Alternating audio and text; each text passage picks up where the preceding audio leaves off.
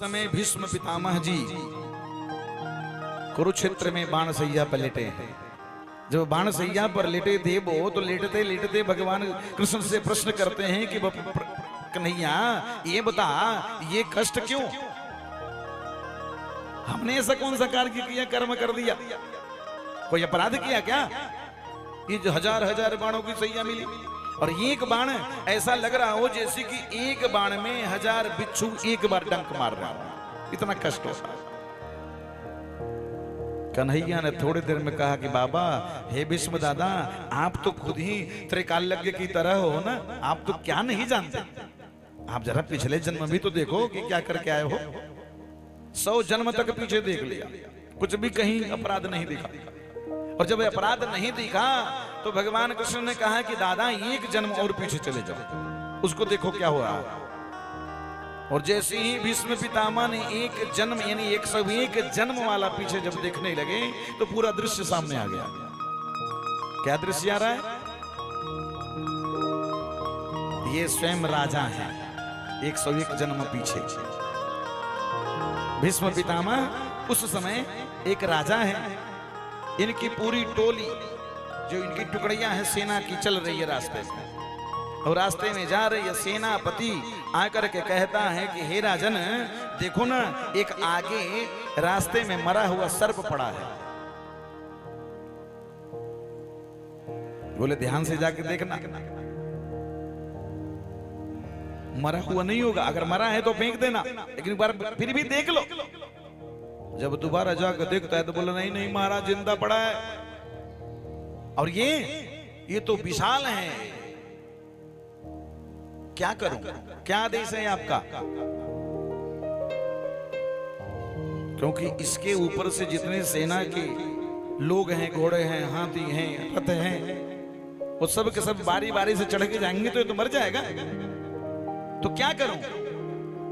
राजा ने यानी भीष्म पितामह जो 101 वर्ष पीछे राजा बने थे, इन्होंने आदेश दे दिया कि उसको उठाओ और उठा करके झाड़ी में फेंक दो ताकि बच जाए। और जैसे ही झाड़ी में इनके आदेश से फेंका गया उस सर्प को, वो वहां कांटों की झाड़ी थी, हजार हजार कांटे उसके शरीर में चुभ गए, वो बेचारा झटपटा के वहीं मर गया। वही प्रारब्ध बन गया। भगवान के सामने कहते हैं भीष्म पितामह की एक चीज और बताओ, ये 101 जन्म की बाद हमें ये सजा मिल रही है, ऐसा दंड कैसे है प्रभु? भगवान ने कहा कि देखो देखो, प्रत्येक जीव से 2 कर्म होता है, धर्म और अधर्म।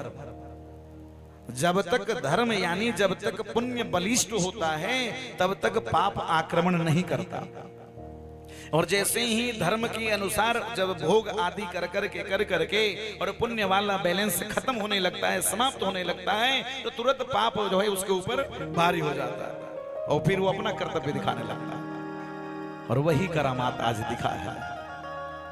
वो आपने इतना अच्छे से धर्म किया है, पुण्य किया है कि वो पाप भारी पड़ ही नहीं रहा था, लेकिन जैसे जैसे आपने दुर्योधन को खाया अन्न, वैसा वैसा बना आपका पापी मन।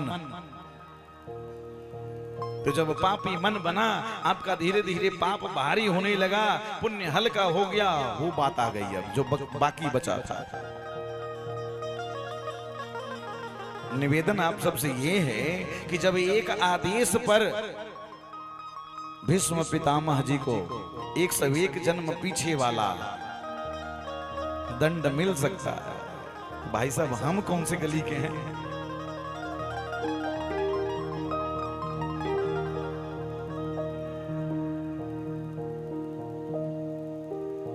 सुखदेव जी कहते हैं राजन जीतासनो, आसन जब ही जीत पाओगे, मंदिर में जाकर के ध्यान जब ही लगा पाओगे, एकाग्र आसन पे जब ही बैठ पाओगे, घर में भी अपने पितृ देवता कुल देवताओं के सामने जब ही बैठ पाओगे, जब तुम्हारा राशन शुद्ध होगा, जब भोजन शुद्ध होगा। क्योंकि जब तक भोजन चटपटे खाते रहोगे तो मन भी चटपट खटपट होते रहता है।